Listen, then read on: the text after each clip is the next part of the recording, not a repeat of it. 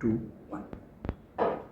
So in our last session with our orthopedic surgeons at KEM Pune, Dr. Nerlikar, who is the head of the department, and Dr. Devendra Vartak, we spoke about the more sort of medical aspects and questions about having a hip or knee replacement and how soon one could be walking after it, how much pain is involved, why one would need one, how one would know that one should have a replacement versus being conservatively treated.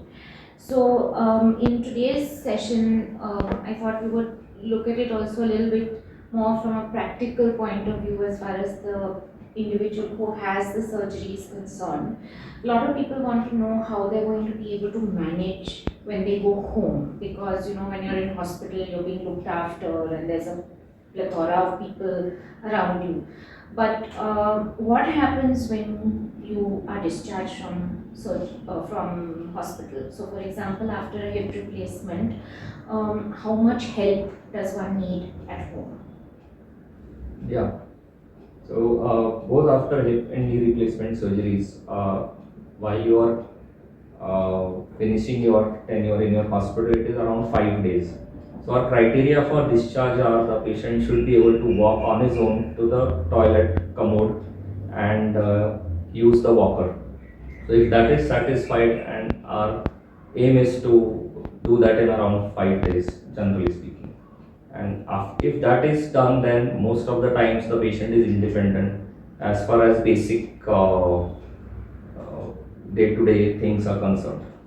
Then about pain management, the medications are there. Physiotherapy plays a main role. So with physiotherapy, he can definitely be without a walker in next month or so. So the walker stays, if you do a single knee joint replacement, then the walker stays for around 2 weeks. And if it is a both knee replacement, then it depends on the patient confidence, but generally 3 weeks. After that, we recommend a stick or a walking aid or a cane, just so that the patient should not fall accidentally for support. Otherwise, especially in hip replacement, the patient, we ask them to use a grabber or stick or something. So because the bending from the hip is not allowed. Right.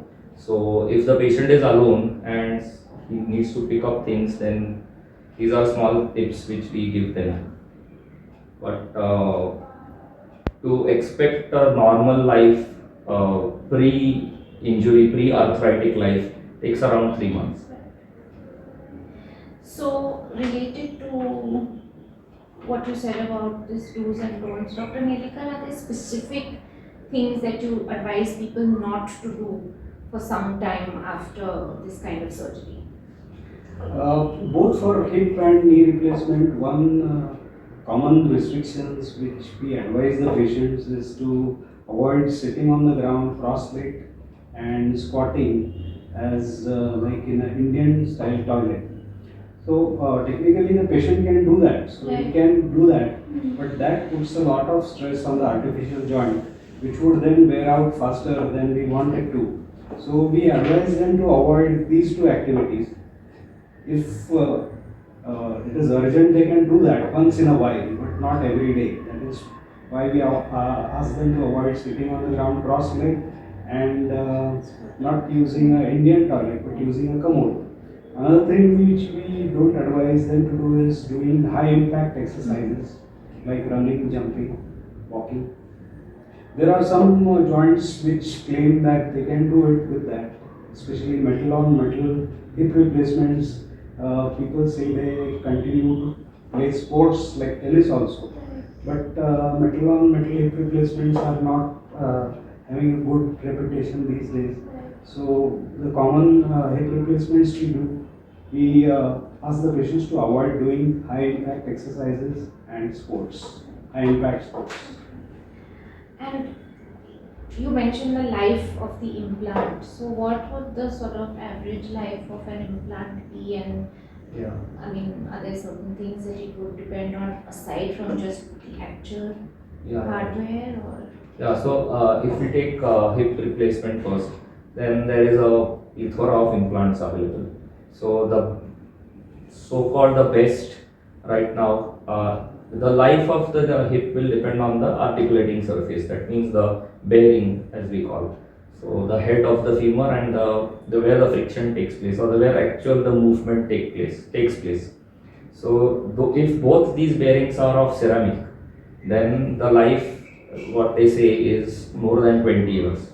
Now the younger you do that, lesser the life. If a 18-year-old is doing, once you fix his hip, he is going to do everything, or at least wanting to do everything. So then the life will not be 20, 25. But if you are doing it in a standard 60-year-old, then it should, I think, last forever. As against, if there is an elderly person, we don't want ceramic on ceramic. We can do with a metal on poly at age of 75, 80, and still it will be only one surgery, and it will last his life. As far as knee replacements are concerned, there are lot of, the bearing surface is almost standard on a cobalt chromium metal, on a 2-3 varieties of polyethylene are there. That is the type, kind of plastic on which the friction or articulation takes place. So that life is again 95% of the knees will continue to function more than 18 years. So as a corollary, after 15 years, I think you should be going to the surgeon frequently and finding out whether there is a quick fix or you can change the poly before you wait for the complete damage. Is it common to do 2 knees at one time? It has become quite common in India because most commonly the patients which we have bilateral knee osteoarthritis. So if you have both knees which are equally painful, equally deformed, then it makes sense to do both of them at the same time. But we are selective about patients in whom which we do both the knees simultaneously.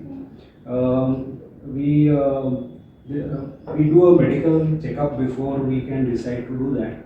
So if a patient has good cardiorespiratory reserve, if the hemoglobin is good, and they don't have a lot of other comorbidities, then we can go ahead and do both the knees at the same time. Recently, both hips at one sitting is also being done, not so commonly as both the knees. But that also is technically possible if the patient is medically fit. So, I mean, those were the questions that I had, that I felt, patients might commonly ask. I don't know if there's anything else as technical experts you feel is important for people to know when it comes to these replacement surgeries. The frequently another query which patients have is, when can I travel? Right. So traveling in a car, it is possible even after 3 weeks. In fact, the patients come to suture removal on day 14, sitting in the front seat of the car. So traveling for long distances, we generally avoid for 3 weeks. Air travel for around 6 weeks. Hip replacement patients and knee replacement can do even cycling after around 4 to 5 months. So, but the fact is, you have to do it very carefully. If there is a fall, then there has to be it has to be taken very carefully, because managing periprosthetic fractures is very bad. So they have to be very cautious about it, and they should know that there is an artificial hip or knee there. Air travel is also not a problem. Bus travel is not an issue, so they can essentially travel everywhere. Sports is also another commonly asked question in younger patients in which we do hip replacements. So I don't tell them to avoid any sports, but impact activities generally is not allowed. So that is all. Okay, so thank you both very much. Thank you. Thank you. We'll be back with the next session on more exotic joints soon. Yes. Thank you.